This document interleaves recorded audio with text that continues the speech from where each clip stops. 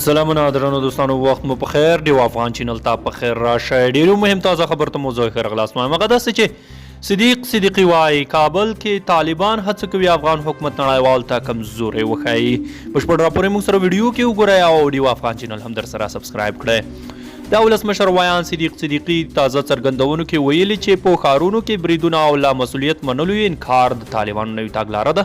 هغه په ټینګار سره ویلي چې طالبان په دې سره هڅه کوي د حکومت او ولس ترمنځ واټن رامنځته کړي د صدیقي په خبره طالبان فکر کوي چې دوی په مذاکراتو برلاسي دي نو ځکه